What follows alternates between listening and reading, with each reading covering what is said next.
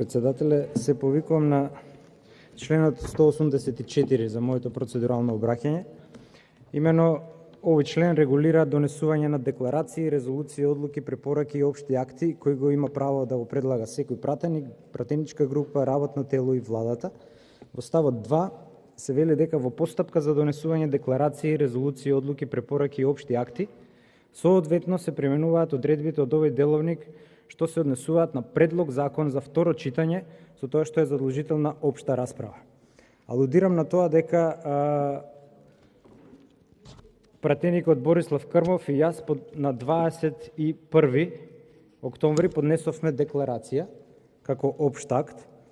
Согласно ваквото толкување, таа практично оди по скратена постапка, значи на второ читање.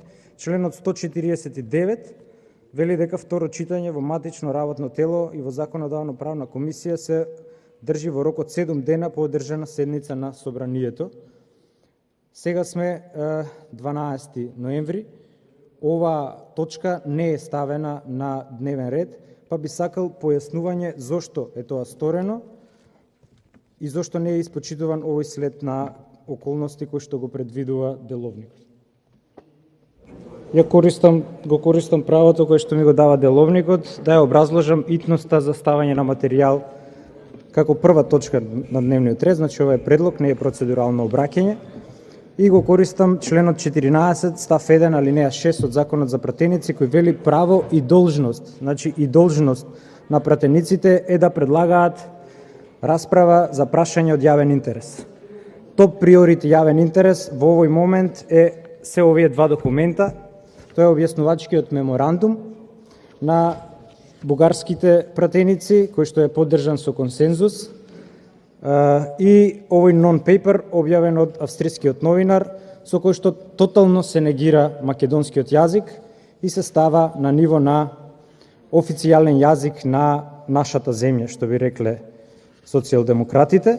Значи, во поглед на процедурата, сметам дека декларацијата, која што е предлог декларација на двајцата пратеници од Левица за осуда на бугарските национал-шовинистички претензии, ги исполнува сите формални услови, бидејќи е доставена и до вас како председател и до пратениците.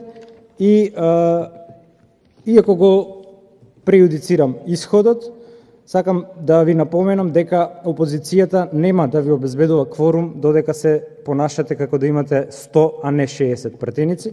Барам овој предлог формално да се стави на гласање и го повикувам и другиот пратеник од Левица после гласањето да ја напуштиме салата.